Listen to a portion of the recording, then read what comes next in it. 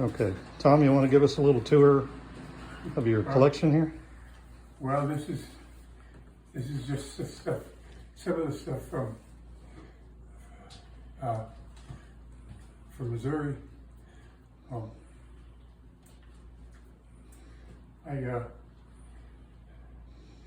This is all this stuff has to do with Glenn, St. Charles, and the people locally here. I've got my all my books are over here. This is all the eastern people over here for the most part. Yes, yeah. Or the western, I'm sorry, not western, eastern, but western bow hunters. Yeah. Can we spin around here a little bit? Huh? Sure. Yeah. Just if I just go. Are we locked up or anything? Which way do you want to go? I just wanted to spin this way a little bit. I think might have the wheel locked. Oh. Right here. Okay. There you go. Okay. I recognize this one. That's a Fred Anderson Skookum. It is. It is. And, well, you recognize all these probably. Yeah, There's, the man, Glenn Yeah. St. Charles. yep. It won't do much good for me to point them out because I'll get it wrong. But, And that was his little chalet. You guys know about Yeah, the chalet. yeah. We wanted to go find it and we never did. Glenn offered to take me up there one time too, but he said he just didn't think he could get there. Yeah. yep, and now that's, the Skookum that you saw there was an Anderson, yes. The other one up here is an Anderson. But Here? It's also #1. That's the first one he ever made. It says 2-shooter Yeah. below the limb there, or below the riser on the bottom limb. Yep. Come on in here, look around, Ron. You can't see much there. I was talking to Fred Anderson one time, and I asked him about the trapezoid limb shape, Yeah. and he said it's always best to trap them to the back, but he said if I did that, nobody would buy a bow, so I trap them to the belly so everybody thinks they're correct. Well, there's a pretty smart man.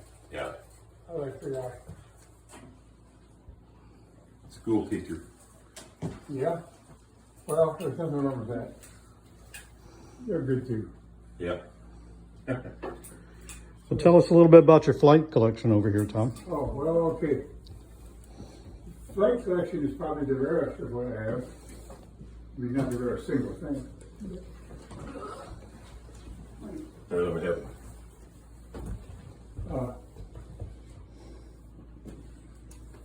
Probably should pull those bows out of here, but, Well, you know what we could do too is, well, never mind, go ahead. I shall well, flat bows are made for shooting as far as you can. So one of the contests in archery, and so you just supposed to crank it back and let it rip. And so, I don't know how many of them I have there exactly.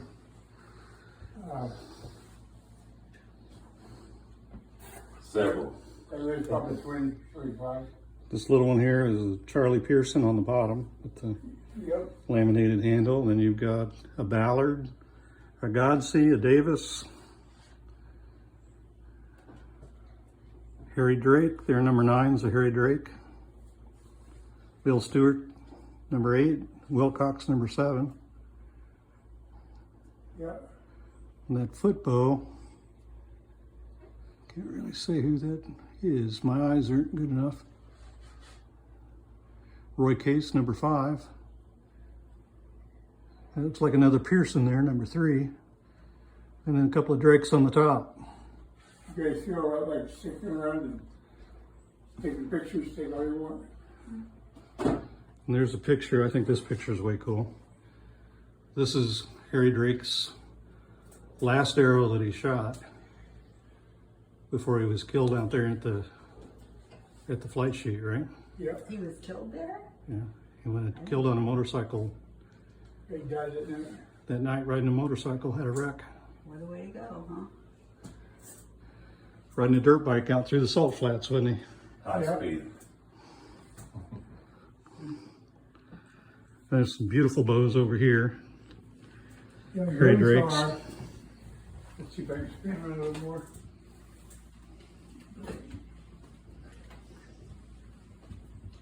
Those are all great drakes. These are all hairy drakes. There's a Holcomb drake, a Fasco. Oh yeah, there are two Holcomb drakes there. Yeah, 2 Holcomb drakes. That's probably one, that is without a doubt the best drake collection I've ever seen. They are pretty nice, aren't they? Oh my God. They are the nicest shooting bows. You were always a fan of drakes and widows. Yep, absolutely. Now the widows are in the other room. Yeah. And then back here, Tom, you got the magazine collection. That's probably, again, that's the best kept, most complete magazine collection I think I've seen. You think? Yeah. Well, Look at all those bound volumes. Such, everything you need to know is in those if you just know where to find it, right? there you go. There you go. And a big old strip of baleen. Yeah, that baleen there on the top. That was Glenn's, wasn't it, Tom? The baleen? That piece I don't think was, Oh, okay. but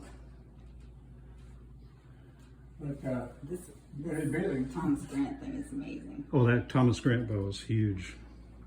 isn't it? Yeah.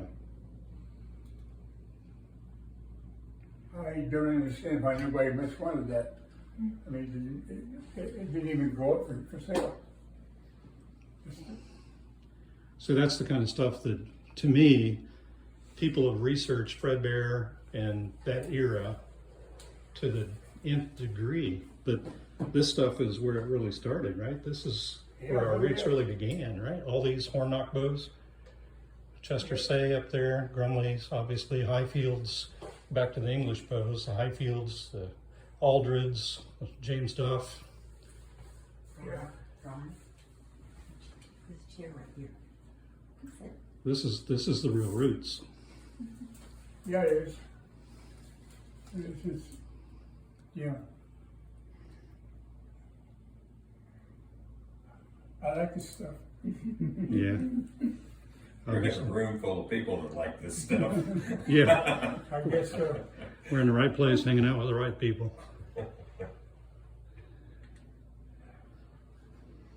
And a friend of ours has painted that.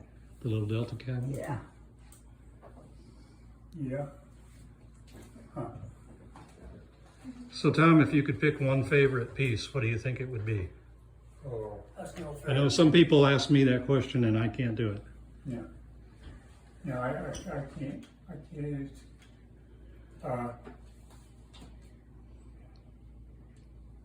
You can't even say. I mean, no one piece of this is the highest art of this particular bowyer or the Yeah. guy who did it. Right. It is just a really neat thing. They're all pieces of the puzzle. All Yeah. pieces of the puzzle that come together. Yeah, and you just look at it and marvel. Or at least I do. I do too. I tell people when I pick up a bow like this, you know, that bow was made by somebody with a spoke shave and a draw knife, and you can still see and smell the sweat on that bow, right? It wasn't made by a machine, that was made by a man. Yeah. Yeah. You can still feel the person that made that bow.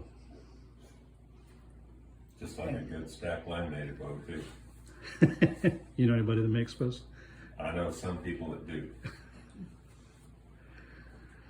Well, I'm thrilled to have been able to be part of these things and to tell them. It's okay.